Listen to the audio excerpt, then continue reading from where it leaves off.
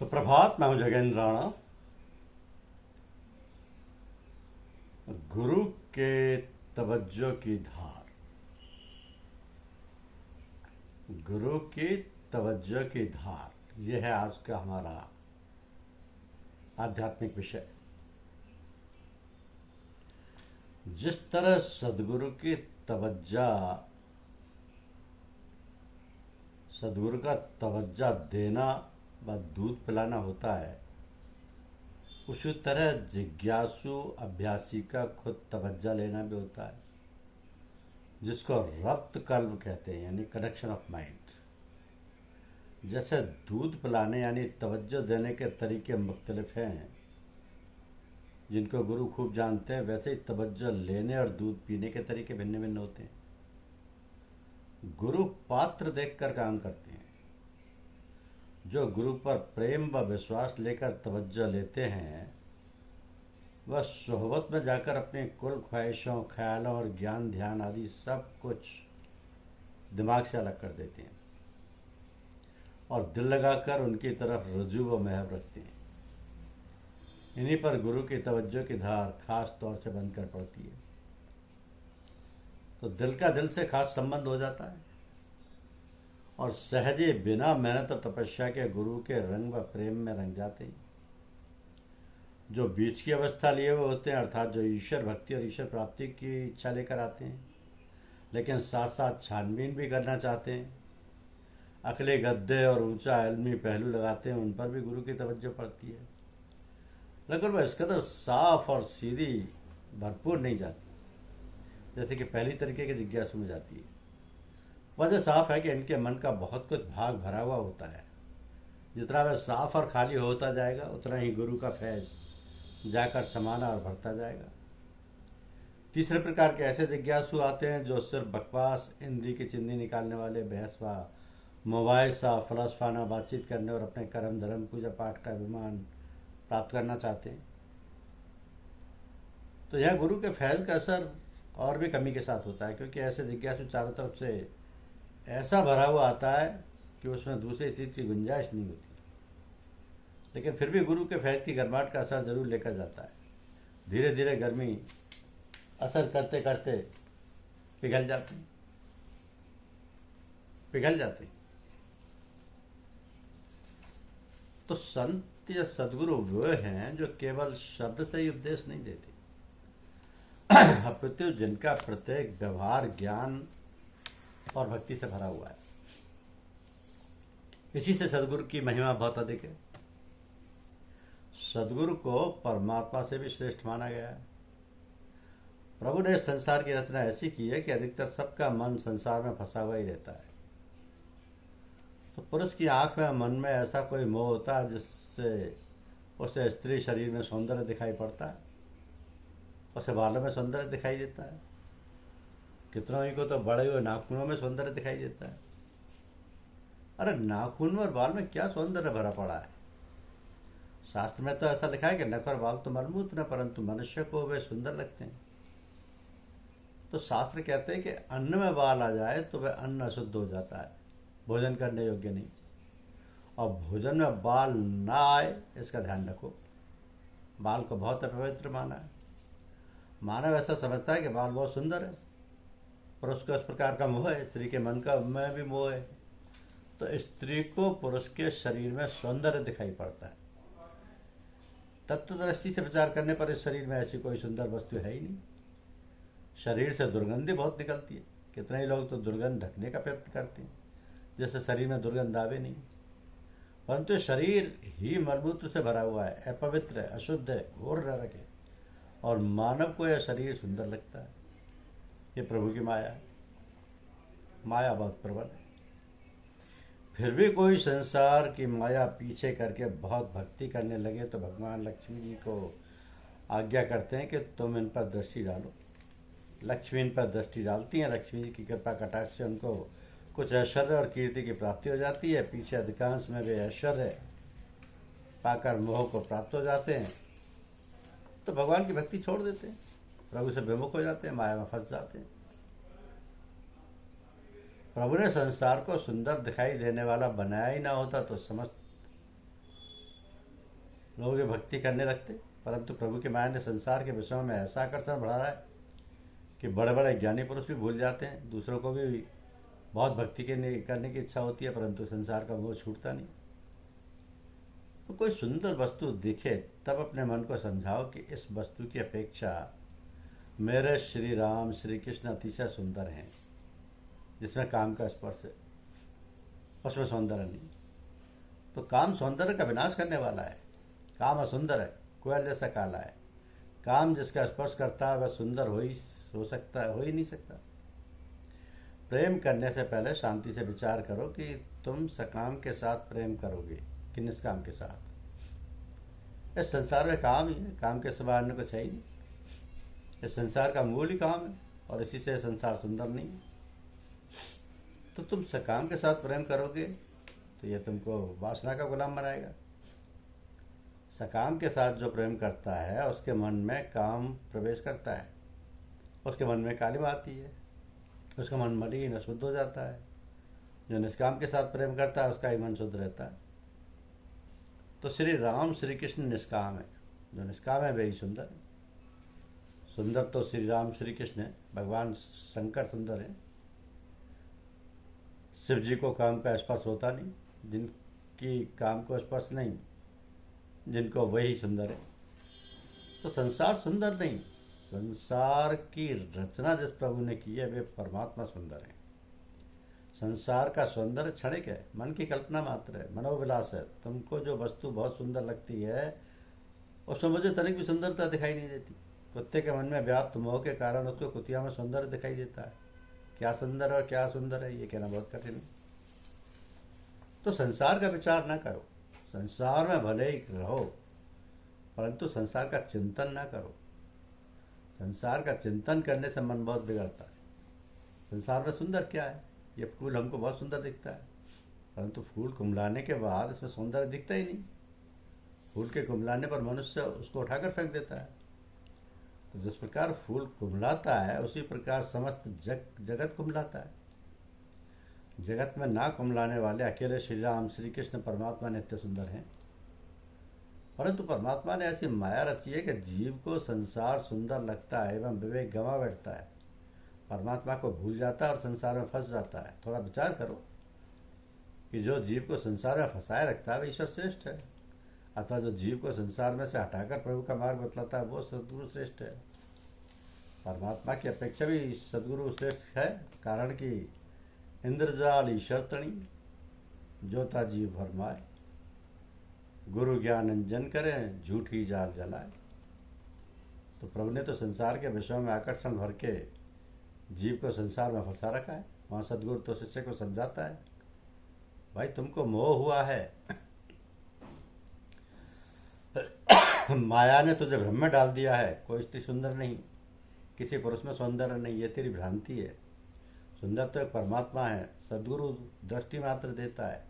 सदगुरु बोध देकर माया में फंसे हुए जीव को कल्याण का मार्ग बताते हैं, प्रभु के मार्ग पर ले जाते हैं। गुरु गोविंद दो खड़े काके लागू पाए, बलिहारी गुरु आपकी जिन गोविंदियो बताए। जगत में तीन देव बड़े माने, ब्रह्मा विष्णु और महेश। ये तीन देव एक एक काम करते हैं। ब्रह्मा जी उत्पत्ति करते हैं, ब्रह्मा जी रक्षण करते नहीं, रक्षण विष्णु भगवान करते हैं और शिव जी महाराज प्रलय करते हैं। तब सदगुरु ये तीनों काम करते हैं। तो सदगुरु मिलने पर मनुष्य का नया जन्म होता है। जब तक जीवन में कोई महान संत ना मिले, कोई भजनानंदी नए संत माथे पर हाथ ना धरे, कोई साधु पुरुष कृपा ना करे, तब तक मनुष्य पशु समान रहता है। संत मिले पीछे नया जन्म होता है। महापुरुष तो ऐसा कहते हैं कि माता पिता जो जन्म देते हैं वो बहुत पवित्र नहीं। माता पित्रोर मलद भूतम मलमासस्य बपू, परंतु सदगुरु सदशिष्य को पवित्र जन्म देता है। गुरु शिष्य का संबंध पिता पुत्र के संबंध की अपेक्षा भी श्रेष्ठ है। जिसको सदगुरु मिला नहीं, जिसके माथे किसी संत ने वरदान हस्त धरा नहीं, उसका जीवन जीवन नहीं। किसी संत के चरण पकड़ कर रखो, सदगुरु कृपा करके तुमको नया जन्म देंगे। सदगुरु कृपा करते हैं तब साधन शुरू होता है। परमात्मा के लिए मुझे कुछ करना है ऐसी निष्ठा होती है। मानव अधिकांश में समस्त दिवस पैसे के लिए ही प्रवृत्त करते हैं, बस शांति से बैठकर परमात्मा के लिए कुछ साधन करते नहीं। उनकी समस्त प्रवृत्ति पैसे के लिए ही होती है। प्रवृत्ति में रहकर भक्ति बढ़ानी अशक्य है। प्रभु की भक्ति का आनंद लेना हो तो प्रवृत्ति घटानी आवश्यक है। घूरे में से इत्र की सुगंध आती नहीं। प्रवृत्ति में लिप्त हो उसकी भक्ति का आनंद मिलता नहीं, उसकी भक्ति बढ़ती नहीं। भक्ति बढ़ाने के लिए प्रवृत्ति का मन से त्याग करना पड़ता है। एकदम समस्त प्रवृत्ति छोड़नी नहीं चाहिए, परंतु उसमें विवेक से काम करना चाहिए। अरे संपत्ति तो प्रारब्ध के अनुसार मिलती है, इसके लिए बहुत प्रयत्न करना व्यर्थ है। प्रयत्न तो परमात्मा को प्राप्त करने के लिए करना चाहिए, प्रभु प्राप्ति के लिए साधन करना चाहिए। परंतु जो प्रारब्ध से अनायास ही प्राप्त होने वाला है उसके लिए बहुत प्रयत्न करते हैं। अरे जिसके लिए करना चाहिए उसके लिए कोई प्रयत्न करते नहीं। परमात्मा के लिए कोई साधन करते नहीं। मानव पैसे को भूलता नहीं, परमात्मा को भूल जाता है। बहुत से लोगों को प्रभु की तनिक भी आवश्यकता प्रतीत नहीं होती। उनको ऐसा लगता है कि ईश्वर की क्या जरूरत है, इसलिए कुछ भी करने की उनकी इच्छा होती नहीं। तो मनुष्य संसार को दिखाने के लिए भक्ति का थोड़ा नाटक करता है, स्वयं व्यवस्था किया रहता है, परंतु प्रभु में इसका सच्चा प्रेम कहाँ है। सेवा करने बैठा और खबर आई कि डाकिया मनी ऑर्डर से 200-500 रुपये ले आया है, तो जट ठाकुर जी की सेवा छोड़कर पैसा लेने चला जाता है। ये पैसे के समान भी भगवान की कदर नहीं करता। भज गोविंदम के स्थान पर तुरंत भज कलदारम में आ जाता है। भगवान जानते हैं कि भक्ति का नाटक मात्र ही करता है, मुझमें प्रेम नहीं, इसलिए भगवान स्वरूप को छुपाते हैं। परमात्मा आनंदमय है, प्रेममय है, सबके साथ प्रेम करते हैं। जीव मात्र के ऊपर इनकी कृपा सर्वथा अवतरित होती है, परंतु ये सब जीव अभागा है। यह परमात्मा के नाम के साथ अधिक प्रेम करता ही नहीं, प्रभु का चिंतन करता ही नहीं। मनुष्य भक्ति का नाटक करता है। संसार के लोग प्रशंसा करें इसलिए थोड़ा दान भी देता है, परंतु वह हृदय से परमात्मा के लिए जागृत होता ही नहीं। उसे परमात्मा के दर्शनों की तीव्र इच्छा होती ही नहीं, उसके वियोग में दुख होता ही नहीं। परमात्मा के वियोग में जैसे दुख होता है वही प्रभु की प्राप्ति के लिए कोई साधन करता है। अब परमात्मा के वियोग का जिसे दुख नहीं वो भक्ति करता है, करेगा ही नहीं। अनादिकाल से जीव रोता आया, मनुष्य माँ के पेट में से रोता हुआ बाहर आता है और मरता है। उस समय अधिकांश में हाय हाय करता ही मर जाता है। मनुष्य पैसों के लिए रोता है, स्त्री के लिए रोता है, मान प्रतिष्ठा के लिए रोता है, संसार के तुच्छ विषयों के लिए रोता है, परंतु यह जीव परमात्मा के लिए रोता नहीं। जो ईश्वर के लिए नहीं रोता उसके रोने का कभी अंत आता ही नहीं। जीव जब प्रभु के लिए रोता है तभी उसको रोने का अंत आता है। तो एकांत में बैठकर प्रभु के लिए विलाप करो कि मेरा समस्त जीवन व्यर्थ गया, मुझे एक बार भी अपने भगवान के प्रत्यक्ष दर्शन नहीं हुए। रोने का दुख तुम जानते हो। अरे रोने में तो बहुत सुख है, परंतु इसका अनुभव किसने किया है। पैसे के लिए रोए, स्त्री के लिए रोए, पुत्र के लिए रोए, उसको तो अधिक दुख होता है, परंतु परमात्मा के लिए रोता है उसको तो बहुत ही शांति मिलती है। परमात्मा के लिए रोने से पाप भस्म होते हैं, शांति मिलती है, बहुत सुख होता है। जीव परमात्मा के लिए रोए तो परमात्मा कृपा करके प्रकट होते हैं, दर्शन देते हैं। मानव स्त्री पुत्रादिक मृत्यु प्रसंग में आंसुओं की धारा बहती है। ईश्वर प्राप्ति के लिए आंसू की एक बूंद गिराता नहीं। मरने वाले के पीछे लोग रोते हैं। अरे रोने से मरा हुआ वापस आता नहीं। रोने वाला समझता नहीं कि मैं गया, वहाँ मुझे भी एक दिन जाना है। दूसरे के लिए तुम रो ये ठीक है, परंतु तुम अपने लिए रो थोड़ी रो। जीव तो अपने लिए रोए ये ठीक है। मनुष्य को मन से विचार करना चाहिए कि मुझे अपना मरण सुधारना है, अपने परमात्मा के दर्शन करने हैं। परमात्मा के दर्शन बिना मेरा आज तक का दिवस भी चला गया। मनुष्य को परमात्मा के लिए रोना है, परमात्मा के दर्शन के लिए साधन करना है। तो मानव को साधन का मार्ग सदगुरु प्राप्त कराते हैं। सदगुरु मिले पीछे वह परमात्मा के लिए कुछ साधन करता है और तब उसका नया जन्म होता है। इसी से गुरुदेव को ब्रह्मा जी की उपमा दी गई है कि गुरुर ब्रह्मा गुरुर विष्णु गुरुर्देवो महेश्वरा गुरु साक्षात परब्रह्म तस्मै श्री गुरुवे नमः। गुरु ब्रह्मा जी का स्वरूप है। ब्रह्मा जी जगत की उत्पत्ति करते हैं, सदगुरु शिष्य को नया जन्म देते हैं। गुरुर ब्रह्मा गुरुर विष्णु, गुरुदेव विष्णु भगवान के भी स्वरूप हैं। भगवान विष्णु रक्षा करते हैं, गुरुदेव भी शिष्य का सर्वकाल रक्षण करते हैं। पिता पुत्र का रक्षण करता है, पिता पुत्र के साथ स्नेह करता है पिता, परंतु पिता पुत्र के प्रेम में स्वार्थ है। पिता ऐसी अपेक्षा रखता है कि वृद्धावस्था में लड़का मेरा रक्षण करेगा। पिता को ऐसा थोड़ा स्वार्थ है कि बालक की मैं स्वयं रक्षा करके उसको पढ़ा लिखा कर बड़ा करूँगा, तो वृद्धावस्था में ये मेरी देखभाल करेगा। जबकि सदगुरु और शिष्य का प्रेम विशुद्ध और निस्वार्थ होता है। सदगुरु को कुछ लेने की इच्छा नहीं, शिष्य से उनको किसी प्रकार की अपेक्षा नहीं। सदगुरु की ऐसी इच्छा होती नहीं कि शिष्य उसको कुछ दे, सदगुरु तो शिष्य को देने की इच्छा रखते हैं। सदगुरु की ऐसी भावना होती है कि मुझको जो मिला है वह मुझे शिष्य को देना है, मुझे इसका कुछ लेना नहीं।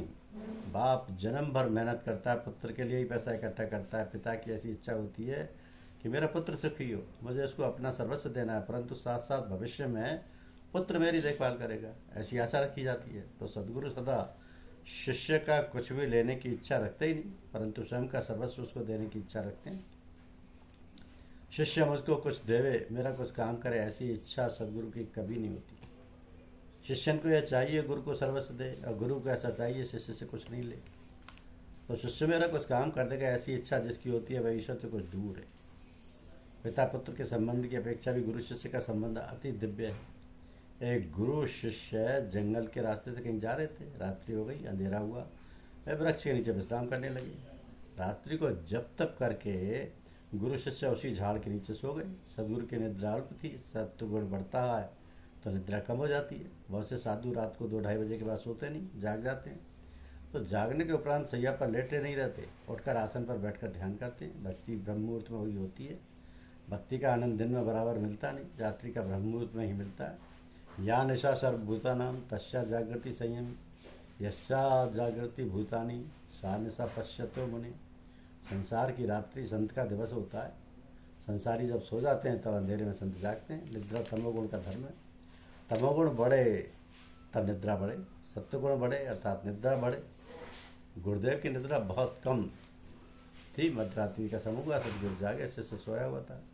गुरुदेव ने ध्यान में बैठने की तैयारी की, इतने में एक सर्प दौड़ता हुआ आया और शिष्य के पास जाने लगा। गुरुदेव को आश्चर्य हुआ। सर्प को रोककर उन्होंने पूछा, भाई तुम कहाँ जा रहे हो, क्या करोगे? सर्प ने कहा, महाराज ये तुम्हारा शिष्य मेरा पूर्व जन्म का बैरी है, पूर्व जन्म में इसने मुझे मारा था, इसलिए मैं इसको मारना चाहता हूँ, इसको मैं काटूंगा, इसको मर जाएगा। सर्प जहरीला होता अवश्य, परंतु वह बैरी को ही मारता है। परंतु मनुष्य तो किसी किसी समय बिना कारण दूसरों को मारता है। मानव अनेकों बार सर्प से भी अधिक जहरीला हो जाता है। 1000 मनुष्य बैठे हों, परंतु सर्प जो शत्रु होगा उसी को डसेगा। सर्प जिस किसी को, हर एक को तो डसता नहीं। जिसने अपमान किया हो इस जन्म में अथवा पूर्व जन्म में, जिसने उसको मारा हो उसको ही वह डसता है। तो गुरुदेव सबको समझाने लगे, भाई मेरे शिष्य की भूल हुई है, मैं क्षमा मांगता हूँ, इसको तू काट नहीं, क्षमा कर दे। इसका मरण हो ये मुझे सुहाता नहीं, इसके काटने से तुझे क्या मिलेगा। गुरुदेव सर्प को समझाने का यत्न करते हैं, परंतु सर्प मानता नहीं। उसने कहा, महाराज तुम्हारा ये ज्ञान मुझे सुहाता नहीं। अपने वैरी को मैं डसूँ और ये तड़प तड़प कर मरे, यह देखकर मैं प्रसन्न हूँ। किसी को दुखी कर राजी होता है वह दूसरे जन्म में सांप अथवा बिच्छू बनता है। सर्प और बिच्छू का ऐसा स्वभाव है कि कोई रोता हो तो उसको देखकर वे प्रसन्न होते हैं। तब गुरुदेव ने कहा, मेरे शिष्य को तू मत डस, इसके बदले मुझे डस ले। पुत्र को यदि सांप डसने जाता होगा तो बाप क्या वहाँ खड़ा रहेगा? बाप ऐसा कहेगा क्या कि इसके बदले तू मुझे डस ले? बाप तो किसी भी प्रकार वहाँ से भाग जाएगा। परंतु गुरु शिष्य का संबंध इतना दिव्य है। तो गुरु जी ने सबसे कहा कि मेरा कोई भी काम बाकी नहीं रहा, मेरे मन में कोई विकार वासना नहीं, मेरा मन शांत है, शुद्ध है, निर्विकार है, मुझे परमात्मा का अनुभव हो चुका है, मैं प्रभु का स्मरण करने बैठा हूँ, तू मुझे डस ले। मेरा मरण मंगल में होगा, मैं सिद्ध हूँ, सिद्ध मरता है तो उसका मरण मंगल में होता है। वे तो प्रभु के चरणों में लीन हो जाते हैं, परंतु वह मेरा शिष्य भी साधक ही है, यह भी साधना करता है, इसको अभी परमात्मा का अनुभव हुआ ही नहीं। प्रभु के दर्शन के बिना मरेगा तो इसका मरण बिगड़ेगा। तो उसको काट नहीं, मुझको काट। जीवन मरण सदगुरु सुधारते हैं, जन्म मरण त्रास से छुड़ा दें वही सदगुरु। गुरुवो वह संति शिष्य वित्तापहार का, स गुरु दुर्लभ लोके शिष्य संतापहार का। तो शिष्य के द्रव्य का अपहरण करे वही गुरु नहीं, गुरु तो शिष्य के दुख का संताप का हरण करता है, शिष्य को जन्म मरण के त्रास से छुड़ाता है। गुरुदेव सर्प से कहते हैं कि तू शिष्य के बदले मुझे काट। गुरुदेव सदा शिष्य का सर्वकाल संरक्षण करते हैं और इससे गुरु विष्णु भगवान के स्वरूप हैं। तो गुरुदेव शिवाजी महाराज के भी स्वरूप हैं। भगवान शंकर प्रलय करते हैं, शिव जी जब प्रलय करते हैं तो सबका नाश करते हैं। भगवान श्री राम सदगुरु हैं, भगवान श्री कृष्ण सदगुरु हैं। सत्य का शब्द अर्थ है परमात्मा। सत्य का परमात्मा का सर्वकाल सर्व ठिकाने जो अनुभव करता है उसको सदगुरु कहते हैं। तो ईश्वर कोई वस्तु नहीं कि एक जगह पर रख सको। इस संसार में जो आता है उसको सदगुरु की जरूरत है ही, शास्त्रों में लिखा, क्योंकि जिसने गुरु बनाया नहीं उसके घर का पानी भी पीना नहीं। तो सदगुरु की कृपा से ही मन शुद्ध होता है, मन का सूक्ष्म मन साधन दूर होता है। सदगुरु की कृपा से ही ईश्वर की प्राप्ति होती है। धन्यवाद।